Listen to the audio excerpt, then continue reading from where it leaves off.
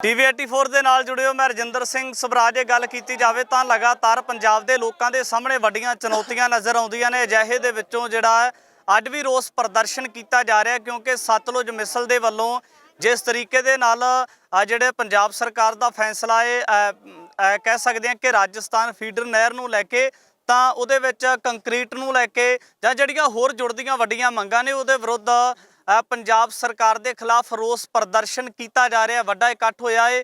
ਤਾਂ ਕੁਝ ਜਿਹੜੇ ਲੋਕ ਨੇ ਸਾਡੇ ਨਾਲ ਜੁੜੇ ਨੇ ਉਹਨਾਂ ਦੇ ਨਾਲ ਗੱਲਬਾਤ ਕਰ ਲੈਣ। ਬਾਈ ਜੀ, ਕੀ ਨਾਮ ਹੈ ਤੁਹਾਡਾ?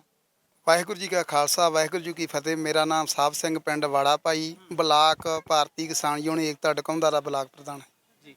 ਤੇ ਇਸੇ ਜਗ੍ਹਾ ਦੇ ਨਾਲ ਨੇੜਲ ਤੋਂ? ਹਾਂਜੀ, ਇਸੇ ਬਲਾਕ ਦੇ ਵਿੱਚੋਂ ਜੀ ਘੱਟ ਤੋਂ ਘੱਟ 1500 ਤੋਂ ਉੱਪਰ ਬੰਦਾ ਲੈ ਕੇ ਪਹੁੰਚੇ ਹਾਂ ਜੀ। ਜਿਸ ਤਰੀਕੇ ਦੇ ਨਾਲ ਪੰਜਾਬ ਸਰਕਾਰ ਦਾ ਫੈਸਲਾ, ਇਹਦੇ ਵਿੱਚ ਜਿਵੇਂ ਮੈਂ ਪਹਿਲਾਂ ਜ਼ਿਕਰ ਕੀਤਾ ਕਿ ਮਿਸਲ ਸਤਲੁਜ ਦੀ ਵੱਡੀ ਭੂਮਿਕਾ ਉਹਨਾਂ ਦੇ ਵੱਲੋਂ ਮੁਹਿੰਮ ਸ਼ੁਰੂ ਕੀਤੀ ਗਈ ਹੈ। ਜਿਵੇਂ ਤੁਸੀਂ ਇਲਾਕੇ ਦੇ ਵਿੱਚ ਵਿਚਰਦੇ ਹੋ, ਯੂਨੀਅਨਾਂ ਦੇ ਨਾਲ ਰਿਲੇਟਡ ਹੋ, ਤੁਹਾਡੀ ਜਥੇਬੰਦੀ ਦੇ ਵਿੱਚ ਵੱਡੀ ਤਾਦਾਦ ਦੇ ਵਿੱਚ ਲੋਕ ਨੇ, ਸ਼ਾਮਲ ਨੇ ਪੰਜਾਬ ਦੇ ਮੁੱਦਿਆਂ ਨੂੰ ਲੈ ਕੇ। ਖਾਸ ਕਰ ਜਿਹੜਾ ਤੁਹਾਡੇ ਇਲਾਕੇ ਦੇ ਵਿੱਚ ਇੱਕ ਨਵਾਂ ਸੰਕਟ ਪੈਦਾ ਹੋਇਆ, ਇਸ ਗੱਲ ਨੂੰ ਕਿਵੇਂ ਦੇਖਦੇ ਹੋ ਜੀ? ਇਹ ਜੀ ਸੰਕਟ ਬਹੁਤ ਮੰਦਭਾਗਾ ਜੀ, ਬਹੁਤ ਮੰਦਭਾਗਾ ਇਹ ਸੰਕਟ ਹੈ ਜਿਹੜਾ ਸਾਡੇ ਤੇ ਆਇਆ। ਹੁਣ ਅਸੀਂ ਪਹਿਲੇ ਦਿਨ ਤੋਂ ਹੀ ਇਹਨਾਂ ਨੂੰ ਸਮਰਥਨ ਦਿੱਤਾ ਸੀ, ਜਲ ਸਰੋਤ ਕਮੇਟੀ ਵਾਲਿਆਂ ਨੂੰ। ਅਸੀਂ ਉਦੋਂ ਤੋਂ ਨਾਲ ਇਹਨਾਂ ਦੇ ਕਈ ਮੀਟਿੰਗਾਂ ਵੀ ਕਰ ਚੁੱਕੇ ਹਾਂ, ਕਈ ਵਾਰੀ ਇਕੱਠ ਵੀ ਛੋਟੇ ਛੋਟੇ ਹੋ ਚੁੱਕੇ ਤੇ ਕਈ ਵਾਰ ਵਿੱਚ ਵੱਡੇ ਵੀ ਇੱਕ ਦੋ ਹੋ ਚੁੱਕੇ ਆ। ਅੱਜ ਸਭ ਤੋਂ ਵੱਡਾ ਇਕੱਠ ਕਰ ਰਹੇ ਹਾਂ ਜੀ। ਇਸੇ ਕਰਕੇ ਇਹੀ ਮਤਲਬ ਤਰਪਾਲ ਜਿਹੜਾ ਪਾ ਰਹੇ ਲਿਫਾਫਾ, ਇਹ ਨਹੀਂ ਪੈਣ ਦੇਵਾਂਗੇ। ਸਾਡਾ ਆਉਣ ਵਾਲੀਆਂ ਪੀੜ੍ਹੀਆਂ ਦਾ ਪਾਣੀ ਬਹੁਤ ਬਰਬਾਦ ਹੋ ਜਾਊਗਾ ਜੀ ਜੇ ਅਸੀਂ। ਹਾਂਜੀ, ਆਉਣ ਵਾਲੀਆਂ ਨਸਲਾਂ ਵਾਸਤੇ 15 ਸਾਲ ਦਾ ਪਾਣੀ ਰਹਿ ਗਿਆ ਜੀ ਸਾਡੇ ਕੋਲ, ਸਾਰਾ ਟੋਟਲ 15। ਪੰਜਾਬ ਦੇ ਵਿੱਚ ਬਦਲਾਅ ਵਾਲੀ ਸਰਕਾਰ ਆਈ ਹੈ। ਬਦਲਾਅ ਵਾਲੀ ਸਰਕਾਰ ਦੇ ਕਿਸੇ ਮੰਤਰੀ ਦੇ ਨਾਲ, ਕਿਸੇ ਨੁਮਾਇੰਦੇ ਦੇ ਨਾਲ ਕੋਈ ਗੱਲਬਾਤ ਨਹੀਂ ਹੋਈ ਇਸ ਸੰਕਟ ਨੂੰ ਲੈ ਕੇ? ਕੱਲ ਨੂੰ ਮੀਟਿੰਗ ਰੱਖੀ ਹੈ ਜੀ ਭਗਵੰਤ ਮਾਨ ਨਾਲ। ਕੱਲ ਨੂੰ ਸਾਡਾ ਇਕੱਠ ਹੈ ਸੰਗਰੂਰ ਦੇ ਵਿੱਚ, BKU ਡਕੌਂਦਾ ਦਾ, ਇਸੇ ਮਸਲੇ ਤੇ। ਹਾਂਜੀ, ਹਾਂਜੀ, ਇਹ ਮਸਲਾ ਤਾਂ ਮੇਨ ਹੋਊਗਾ ਜੀ ਉੱਥੇ ਮੀਟਿੰਗ ਦੇ ਵਿੱਚ। ਇੱਕ ਮਿੰਟ, ਦਈਆ ਸਾਹਿਬ ਵੀ ਆਏ ਸੀਗੇ, ਉਹਨਾਂ ਨੇ ਮਤਲਬ ਸਾਡਾ ਸਵਾਲ ਵੀ ਚੱਕਿਆ ਉੱਥੇ, ਮਤਲਬ ਵਿਧਾਨ ਸਭਾ ਦੇ ਵਿੱਚ ਬੋਲੇ ਵੀ ਆ। ਉਹਨਾਂ ਨੇ ਗੱਲ ਕੀਤੀ ਆ, ਸਾਡਾ ਇਹ ਮੁੱਦਾ ਚੱਕਿਆ ਵੀ ਇਹ ਤਰਪਾਲ ਨਹੀਂ ਪੈਣਾ ਚਾਹੀਦਾ। ਇਹਨਾਂ ਕਿਸਾਨਾਂ ਦੀ, ਲੋਕਾਂ ਦੀ, ਪਰਿਵਾਰਾਂ ਦੀ ਇਹ ਮੰਗ ਆ ਵੀ ਇਹ ਨਹੀਂ ਪਾਉਣ ਦਿੱਤਾ ਜਾਵੇਗਾ। ਬਸ ਇਸੇ ਗੱਲ ਤੇ ਅੜੇ ਆ ਜੀ, ਨਹੀਂ ਪਾਉਣ ਦੇਵਾਂਗੇ। ਜੇ ਗੱਲ ਕਰੀਏ ਤਾਂ ਇਹਦੇ ਵਿੱਚ ਕੁਝ ਅਜਿਹੇ ਲੋਕ ਵੀ ਸੀ ਜਿਨ੍ਹਾਂ ਦੀ ਸੋਸ਼ਲ ਮੀਡੀਆ ਤੇ ਵੀਡੀਓ ਵਾਇਰਲ ਹੋਈ। ਉਹਨਾਂ ਨੇ ਸ਼ੰਕਾ ਪ੍ਰਗਟਾਇਆ ਸੀ, ਕਹਿੰਦੇ ਕਿ ਜੇ ਲਿਫਾਫਾ ਨਹੀਂ ਪੈਂਦਾ ਤੇ ਸਾਡਾ ਵੱਡਾ ਨੁਕਸਾਨ ਹੋ ਸਕਦਾ ਹੈ। ਉਹਨਾਂ ਲੋਕਾਂ ਦੇ ਨਾਲ ਵੀ ਰਾਬਤਾ ਕਾਇਮ ਹੋਇਆ ਤੁਹਾਡਾ? ਉਹਨਾਂ ਦੇ ਨਾਲ ਜੀ ਇਹ ਸਿਧਾਣਾ ਸਾਹਿਬ ਦਾ ਹੋਇਆ ਸੀਗਾ ਜੀ। ਅਸੀਂ ਤਾਂ ਦੂਰੋਂ ਉਰਾਈਆਂ, ਸਾਡੀ ਡਿਊਟੀ ਤਾਂ ਵੀ ਫਰੀਦਕੋਟ ਤੋਂ ਉਰਾਈ। ਉਦੋਂ ਪਰੇ ਗਏ ਸੀਗੇ, ਲੋਕਾਂ ਨੇ ਆਖਿਆ ਵੀ ਸਾਡੀ ਸੇਮ ਹੈ, ਇਹ ਜੀ ਲਿਫਾਫਾ ਪੈ ਜਾਂਦੇ ਉਹਨਾਂ ਵੀ ਤੁਹਾਡੀ ਖੁਸ਼ੀ ਹੈ। ਅੱਬਲ ਤਾਂ ਸੇਮ ਇਹਨਾਂ ਕਰਕੇ ਨਹੀਂ ਜੀ, ਨਹਿਰਾਂ ਕਰਕੇ। ਨਹਿਰ ਦਾ ਸੇਮ ਨਾਲ ਕੋਈ ਲੈਣਾ ਦੇਣਾ ਨਹੀਂਗਾ। ਇਹ ਤਾਂ ਐਵੇਂ ਮਤਲਬ ਕੋਈ ਭਰਮ ਭੁਲੇਖੇ 'ਚ ਹੋਣਗੇ ਉਹ ਲੋਕ ਜਿਹੜੇ ਇਹ ਗੱਲਾਂ ਆਖੀ ਜਾਂਦੇ। ਸੇਮ ਕਿਹੜੇ ਕਾਰਨਾਂ ਕਰਕੇ ਹੋ ਸਕਦੀ? ਸੇਮ ਤਾਂ ਜੀ ਉਹ ਪਹਿਲਾਂ ਤੋਂ, ਜਿਵੇਂ ਪਹਿਲਾਂ ਵੀ ਆਪਾਂ ਛੋਟੇ ਹੁੰਦੇ ਵਹਿੰਦੇ ਰਹੇ ਆ, ਮੇਰੇ ਪਿੰਡ ਵੀ ਰਹੀ ਆ, ਐਂ ਪਾਣੀ 2 ਟੱਕ ਮਾਰ ਦਿੰਦੇ ਸੀਗੇ ਤੇ ਵੀ ਮਾਲ ਚਾਰਨ ਵਾਲੇ ਗੱਲਾਂ ਦੱਸਦੇ ਆ ਵੀ ਥੱਲੇ ਪਾਣੀ ਆ ਜਾਂਦਾ। ਬਸ ਇਹ ਮਤਲਬ ਨਹਿਰ ਨਾਲ ਸੇਮ ਦਾ ਕੋਈ ਸਾਰੋਕਾਰ ਨਹੀਂਗਾ ਜੀ।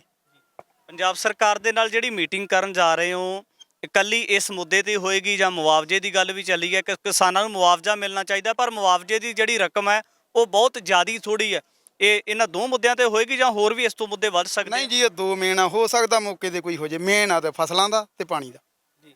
ਹੋਰ ਲੋਕਾਂ ਦਾ ਜੇ ਇਲਾਕੇ ਦੇ ਵਿੱਚ ਗੱਲ ਕਰੀਏ ਤਾਂ ਕਿਤੇ ਨਾ ਕਿਤੇ ਵੀ ਵੱਡੇ ਸ਼ੰਕੇ ਹੁੰਦੇ ਆ ਕਿ ਜਦੋਂ ਪੰਜਾਬ ਪੱਖੀ ਕੋਈ ਮੋਰਚਾ ਲੱਗਦਾ ਹੈ ਜਾਂ ਪੰਜਾਬ ਦੀਆਂ ਵੱਡੀਆਂ ਮੰਗਾਂ ਨੂੰ ਲੈ ਕੇ ਕੋਈ ਸੰਘਰਸ਼ ਵਿੱਢਿਆ ਜਾਂਦਾ ਹੈ ਤੇ ਲੋਕਾਂ ਦਾ ਸਮਰਥਨ ਬਹੁਤ ਘੱਟ ਹੁੰਦਾ ਹੈ।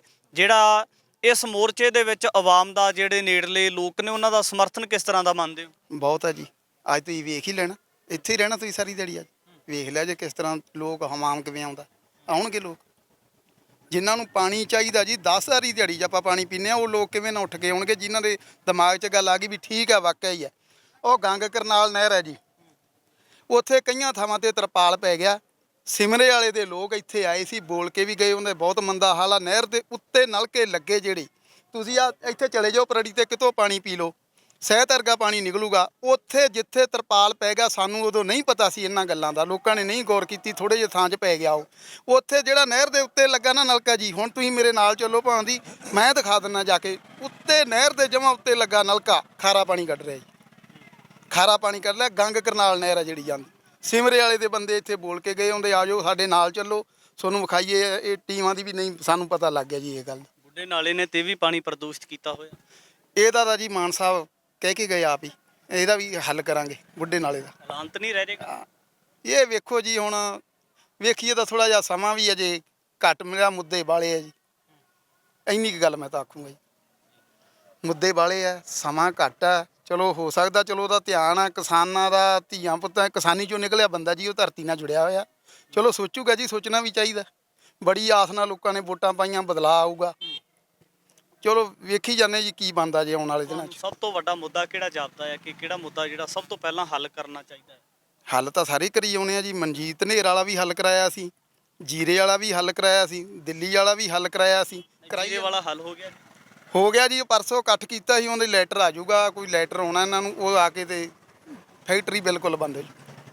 ਹੋ ਗਈ ਬੰਦ। ਸੁਝਾਅ ਕੀ ਹੈ ਜੀ ਜਿਹੜੇ ਪੰਜਾਬ ਦੇ ਲੋਕ, ਖਾਸ ਕਰ ਜਿਹੜੀਆਂ ਪੰਜਾਬ ਪੱਖੀ ਵੱਡੀਆਂ ਧਿਰਾਂ ਮੈਦਾਨ ਦੇ ਵਿੱਚ ਨਿੱਤਰ ਕੇ ਸੰਘਰਸ਼ ਕਰਦੀਆਂ ਨੇ, ਮੈਸੇਜ ਕੀ ਹੈ ਤੁਹਾਡੇ ਵੱਲੋਂ? ਨਹੀਂ, ਕਿਸ ਤਰ੍ਹਾਂ?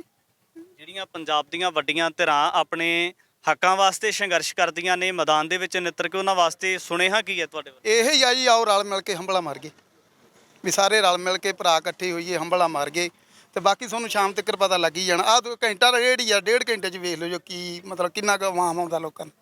ਵੱਡਾ ਪ੍ਰੋਗਰਾਮ ਲਿਖਿਆ ਜਾ ਸਕਦਾ ਕੋਈ? ਹਾਂਜੀ, ਸੰਘਰਸ਼ ਤਿੱਖਾ ਕਰਾਂਗੇ ਜੀ। ਘਰਾਓ ਹੋਏਗਾ ਜਾਂ ਕੋਈ ਹੋਰ ਪ੍ਰੋਗਰਾਮ? ਘਰਾਓ ਹੋ ਸਕਦਾ, ਪੁਲ ਵੀ ਬੰਦ ਕਰਨਾ ਪਿਆ ਤਾਂ ਕਰਾਂਗੇ। ਨਾ ਇਹ ਸਰਕਾਰ ਗੱਲ ਸੁਣੂਗੀ ਤੇ ਪੁਲ ਵੀ ਬੰਦ ਕਰਨਾ ਪਿਆ ਤੇ ਕੋਈ ਝਿਜਕ ਨਹੀਂ ਕਰਾਂਗੇ। ਆਮ ਲੋਕਾਂ ਨੂੰ ਲੱਗਦਾ ਨਹੀਂ ਕਿ ਜਿਹੜੀਆਂ ਆਮ ਲੋਕਾਂ ਦੀਆਂ ਮੁਸ਼ਕਲਾਂ ਤੇ ਆਮ ਲੋਕਾਂ ਦੀਆਂ ਮੁਸ਼ਕਲਾਂ ਦੇ ਵਿੱਚ ਹੀ ਵਾਧਾ ਹੋਵੇਗਾ ਜੇ ਸੜਕਾਂ ਜਾਮ ਹੁੰਦੀਆਂ, ਇਸ ਤਰੀਕੇ ਦਾ ਪ੍ਰੋਗਰਾਮ ਹੁੰਦਾ ਕੋਈ? ਉਹ ਮਜਬੂਰੀ ਹੈ, ਜੇ ਸਰਕਾਰ ਨਾ ਗੱਲ ਸੁਣੂਗੀ ਉਹ ਮਜਬੂਰੀ ਆ ਸਾਡੀ।